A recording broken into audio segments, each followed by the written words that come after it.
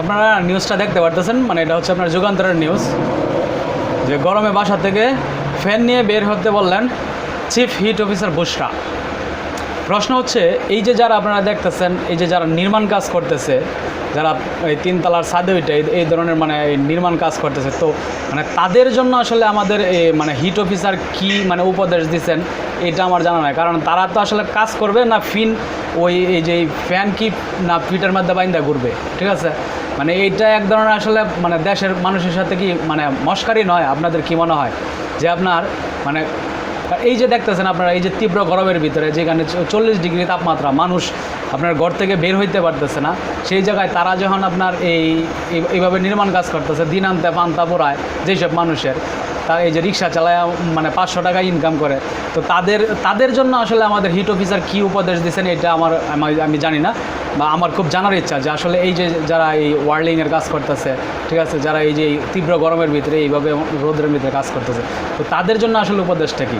নাকি hit officer আসলে আমাদের মানে রাখা হয়েছে যে শুধুমাত্র মানে এই বিত্তশালী যারা আছে তাদের জন্য হিট অফিসার রাখা হয়েছে, যে আপনারা মানে এসি রুমের ভিতরে বৈশা এক একটা মানে কথা বলবেন, ছাইরা দিবেন, আর আমরা বসে বসে গেলেই শুনবো, মানে এই ধরনের গল্প শোনাবেন আপনারা আমাদেরকে? মানে এই তো মানে বুঝে দিতেছে না, হয়তো এই ধরনের কথা তো আসতো না, বা এই ধরনের গল্প তো বলতেন না আপনারা, যে যারা বেশ বাসা থেকে বেরোবেন তারা ফ্যান নিয়ে বেরোবেন। এখন যারা নিম্নবিত্ত, যারা একেবারেই নিম্নবিত্ত, যারা মাঠে ঘাটে কাজ করে, যারা শ্রমিক, যারা রিক্সা চালায়, তারা ফ্যান মানে এই ফ্যান নিয়ে বাতাস খাইব কখন না রিক্সা চালাইব? এটা আমার প্রশ্ন আপনাদের কাছে রাখলাম।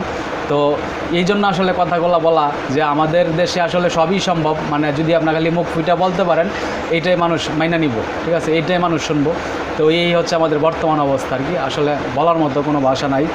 তো এই জন্যই মানে কিছু দৃশ্য আপনাদের সামনে উপস্থাপন করলাম যে এরা আসলে কি করবে, ঠিক আছে? যে যারা এসি রুমে থাকে তাদের জন্য তো মানে এইটার দরকার নাই, যারা রিক্সা চালায় খায়, যারা মানে আপনার নির্মাণ কাজ করতেছে, যারা পথে ঘাটে কাজ করতেছে, মাঠে ঘাটে কাজ করতেছে, দরকার হচ্ছে তাদের জন্য মূলত একটা উপদেশ দেওয়া উচিত যে এইটা করলে আপনারা এই জায়গা থেকে, এই তীব্র গরম থেকে আপনারা মুক্তি পেতে পারেন, এরকম কিছু প্রয়োজন। তো যাই হোক, কথা বাড়াতে চাচ্ছি না, ওনাদের কিছু কথা শোনেন। ধরেন যারা রিক্সা চালায় সারাদিনে কামাই করে 500 টাকা নাকি, আর এই বেটা ফ্যান কিনবো কি দিয়া? সারাদিনে 500 টাকা কামাই করে, তার মধ্যে আছে 250 টাকা আছে গাড়ির খরচ, 250 টাকা গাড়ির খরচ আছে, আবার নিজের জন্য 100 টাকা হইলো আছে, তারপরে লোক মনে করেন যে খাওয়া দাওয়া, নিজের খাওয়া দাওয়া পরে আছে ফ্যামিলি রুম ভাড়া, টাকা ওই তার হয় না সাথে নিয়ে ঘোরার জন্য না। এইটাই তো মানে আমিও এটাই ভাবতেছি যে আমাদের অফিসার তাহলে কি মানে মূলত অফিসার রাখা হয়েছে কারদের জন্য, মানে সাধারণ মানুষের জন্য, নাকি যে যারা এসি রুমে ঘুমায় তাদের জন্য? বিষয়টা এরকম না যে আপনারা সেরকমই দাঁড়াইলো, হ্যাঁ সেরকমই দাঁড়াইলো। ওইটাই যে আপনারা যেহেতু মানে ফ্যান নিয়ে ঘোরার কথা কইছে, তাহলে তোমরা ঠিক আছে, যারা এসি রুমে ঘুমায় ওদের জন্য নিয়ে আসো, আর যারা এই যে কামলা দিয়ে খায় রাস্তার মধ্যে, যারা দিন আনে দিন খায়, তাহলে অগল লাগে কী করলো? আমার প্রশ্ন হলো এই জায়গায়।